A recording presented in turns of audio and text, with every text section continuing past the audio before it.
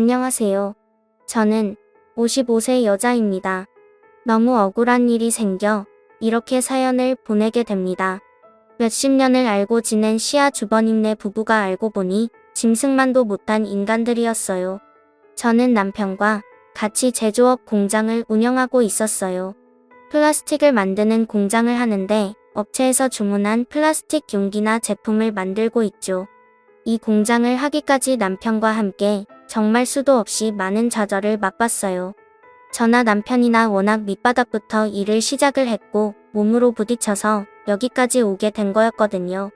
남편은 공장 직원으로만 10여 년 넘게 일을 했고 공장장이 된 후로 저와 같이 공장을 인수받아 일을 했어요. 공장 하면서도 별일이 다 있었는데 기계를 납품한다고 돈을 가져가고 안 가져와서 사기를 당한 적도 있었고 대금이 밀린 채 부도가 날 회사 때문에 저희 공장도 휘청한 적이 한두 번 있었어요. 그렇게 몇 번의 고비를 겪고 나서 인건비라도 아껴보겠다며 저도 같이 공장에 나갔고 명절을 제외한 나머지는 매일같이 공장으로 출근을 해서 살다시피 했습니다. 주변에 같이 일하시는 분들도 다르지 저희 부부한테 어쩜 그렇게 열심히 사냐고 했어요. 그 정도로 악착같이 살았습니다. 이렇게 살다 보니 또 그만큼의 보상도 뒤따르더라고요. 지하 월세방에서 살던 내 식구가 큰 평수는 아니지만 32평대 아파트에서 살게 되었고 두 딸들 대학까지 다 보낼 수 있었어요. 그래도 아직까지 애들 생각하면 마음이 아픈 게 저희 부부는 돈 번다고 매일같이 공장에 나가 있었으니 제대로 같이 시간을 보낸 적도 없었어요. 딸 둘이서 알아서 다 밥 차려 먹고 설거지 해놓고 그랬죠. 그렇게 저희 공장이 어느 정도 자리를 잡혔을 때 남편의 형인 아주버님이 저희한테 일을 같이 좀 하자고 하시는 겁니다. 이 아주버님으로 말할 것 같으면 평생을 저희한테 손을 벌리고 사신 분이세요. 맨날 사업한다고 돈 좀 빌려달라 해놓고 돈도 안 갚으시고 장사한다고 돈 좀 빌려달라고 하면 1년도 안 돼서 다 말아먹으시는 분이셨죠. 얼마나 뻔뻔한지 돈 좀 갚으라고 하면 가족끼리 야박하게 무슨 돈을 갚냐고 하셨어요. 워낙 저희 남편 성격이 착해 빠지고 정이 많아서 시댁 식구들이 죽겠다고 죽는 소리 하면 다 도와주곤 했어요. 남편의 이런 성격이 남들한테는 100이어도 저한테는 0점이었네요. 그리고 아주버님이 이렇게 더 기고만장했던 게 시어머니가 한몫하셨는데 저희 어머니는 본인 큰 아들이면 아주 사족을 못 쓰세요. 같은 아들이어도 장남이 최고라며 장남이 하는 말이면 무조건 다 맞다고 하셨죠.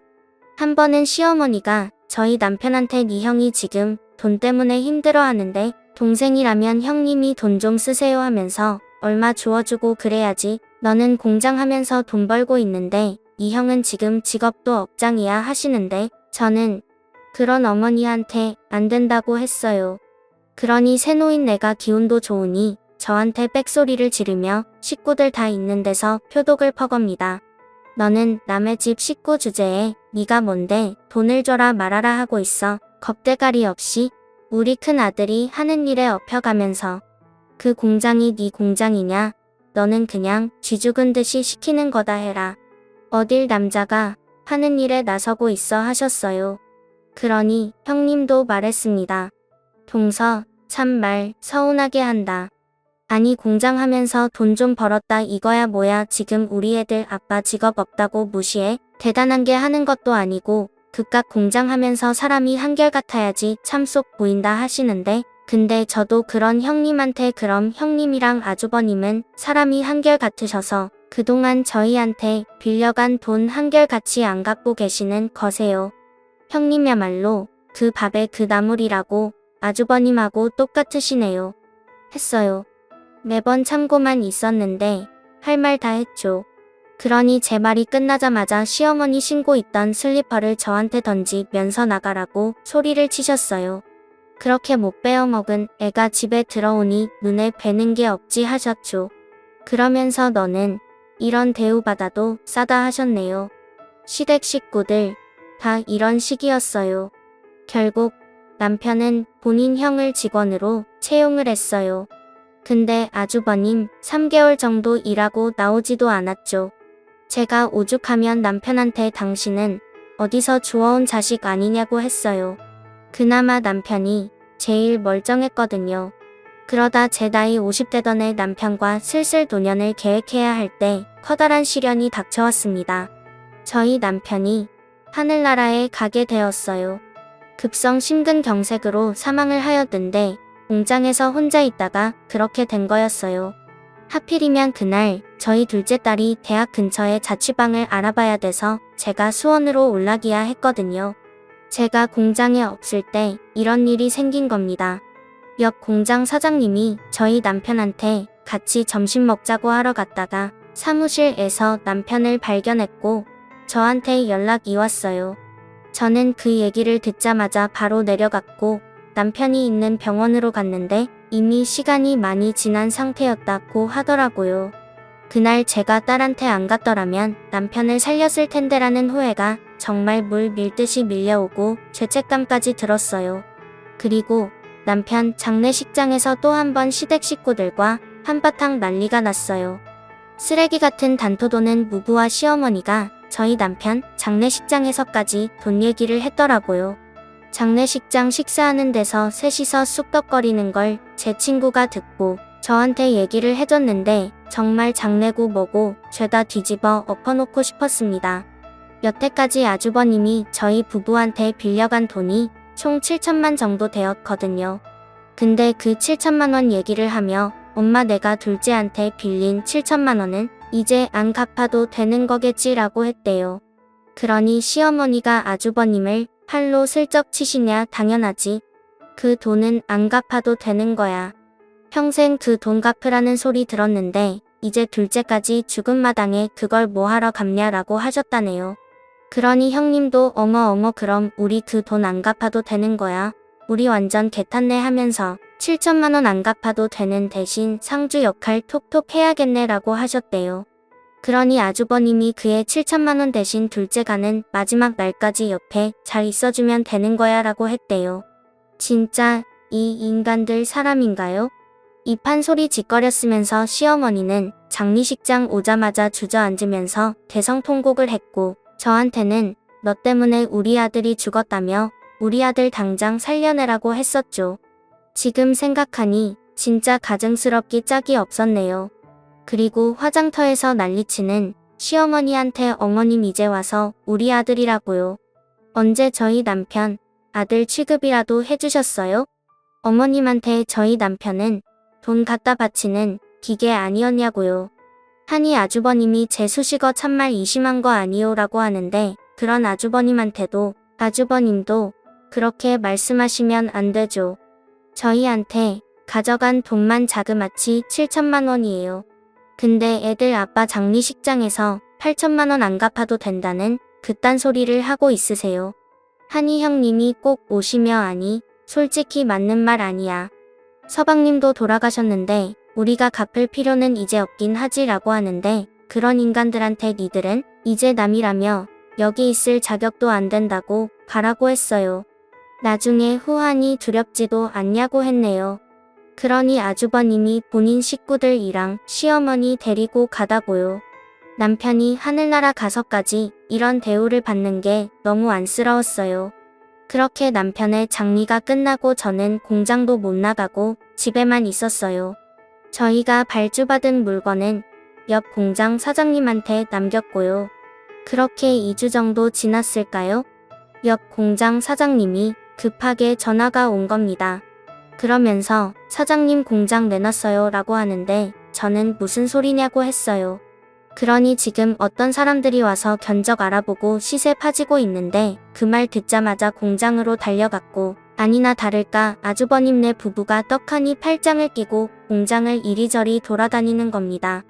앞서 말했듯이 아주버님을 직원으로 채용했을 때 그때 아주버님이 저의 공장 키를 가지고 있었거든요. 그게 화근이었죠. 그리고 제가 공장에 갔을 때 이미 공장에 있던 기계들은 어디 갔는지 온데간데 보이지 않았어요. 저는 아주버님한테 기계를 다 어디 갔냐고 했어요. 그러니 말 같지도 않는 소리를 하는 겁니다. 아, 그 기계가 오래돼서 기름칠이라도 다시 하려고 수리 맡겠어요 라고 하는데 아주버님 무슨 말 같지도 않는 소리를 하세요. 기름칠하려고 몇 톤씩 되는 기계를 옮겨요? 설마 기계 다 갖다 팔았어요? 라며 미친 사람처럼 소리를 질렀어요. 그러니 아니 재수씨는 보름 동안 공장도 안 나온 주제에 책임의식도 없이 이제 와서 뭐 하자는 거예요? 이렇게 책임도 못 지는 공장 갖다 팔아버려야지 라며 내가 기계 팔았어요. 왜요? 라고 당당하게 얘기를 하는 겁니다. 저는 그런 아주버님한테 쌍욕을 하며 네가 진짜 사람 새끼냐고 했어요. 이런 말하면 당연히 안 되는 걸 알지만 이 상황에서 좋은 말이 나올 수가 없었어요. 니들이 뭔데 우리 부부가 평생 일길론 자리를 니들이 뺐냐고 했어요. 그러니 아주버님은 이 공장 이후에 재수씨께라며 공장도 이렇게 방치해놓고 제대로 관리도 못하는데 이 공장 엄연히 우리 동생 거고 나는 우리 동생이랑 피가 섞인 형제야. 형제가 대신 공장 정리해주고 있었는데 이게 어딜 지금 나타나서 행패야? 행패는 왜 우리 동생 돈이 탑이나 한가라고 하는데 이 사람들 진짜 미친 게 아닌가요? 저는 아주버님 내 부부한테 니들 이거 범죄야. 범죄 니들이 지금 무슨 짓을 했는지 모르지. 뭐 동생 거라서 대신 정리를 해주고 있다고 법으로 그렇게 해도 된다고 그래. 니 이것들이 아주 콩밥 먹어야 정신을 차리겠네. 어딜 겁대가리 없이 남의 소유물에 손을 대하며 경찰서에서 보자고 했어요. 그리고 저는 곧장 경찰서로 갔고 아주버님네 부부 절도죄로 고소를 했습니다. 그리고 고소장이 접수가 됐는지 시어머니랑 아주버님 부부가 저를 찾아와서 기계 판 돈 돌려줄 테니까 고소 취하하라고 하더라고요. 고소 취하 안 하면 우리도 가만히 안 있을 거라고 협박까지 하는데 저는 그런 인간 말종들한테 아이고 무서워라. 이젠 협박까지 하세요. 가만히 안 있으면 어쩔 건데요? 협박까지 추가로 고소 한 번 더 해드려 했어요. 그러니 형님은 어떻게 가족끼리 고소를 안 하며 서방님이 살아계셨던 동서가 하는 일 보고 가만히 있겠냐고 하는데 저는 그런 형님한테 우리 애들 아빠가 살아있었으면 저한테 아주 잘했다고 박수라도 쳐줬겠죠. 당신들은 콩밥 먹고 제대로 정신 차려야 갱생이 될까 말까 하는 인간들이라고 했어요. 아주버님 내 부부는 경찰서 출석해서 조사를 받았는데 아는 업자한테 거짓말까지 해가며 기계를 팔았더라고요. 제가 대신 팔아달라고 했다네요.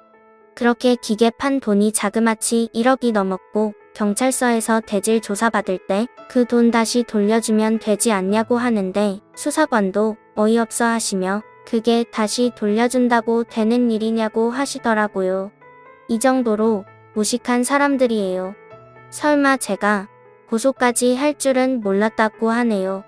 저는 고소 취하할 생각 없고 끝까지 간다고 했어요. 하늘에 있는 저의 남편 생각해서라도 이렇게 하는 게 맞는 것 같아요.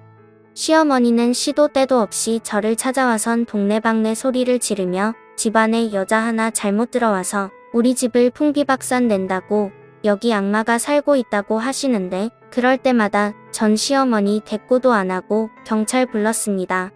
그리고 시어머니한테도 지금 잘못했다고 한 번만 용서해달라고 하기도 모자랄 판국에 어머님이 이럴수록 어머님 큰아들은 더 공겸에 빠지는 거예요. 그것만 알고 라고 했습니다. 여자가 하늘 품으면 온 6월에도 서리가 내린다는 말이 꼭 제 얘기 같았어요. 아주버님 내 부부는 변호사까지 선임해서 1심 재판 받았는데 촉법으로 징역 6월 선고받았어요. 아주버님 내 변호사는 계속 저한테 합의 요구하지만 저는 항소까지 할 예정입니다. 작년에 남편 보내고 아주버님 내 부부 고소까지 정말 많이 일들이 있었는데요. 죄를 저질렀으며 그에 맞는 마땅한 벌을 받아야 된다고 생각을 하고 끝까지 가려고 합니다. 제가 너무 하셨다고 하는 분들도 계시겠지만 저처럼 억울한 일을 당하게 되면 이렇게 독하게 되더라고요. 이렇게 글을 쓰게 된 이유도 저처럼 억울한 일들 당하지 않으셨으면 하는 마음으로 사연을 남깁니다. 제 푸념 같은 긴 사연 들어주고 읽어주셔서 감사하고요. 다들 건강 유의하시길 바랍니다. 감사합니다.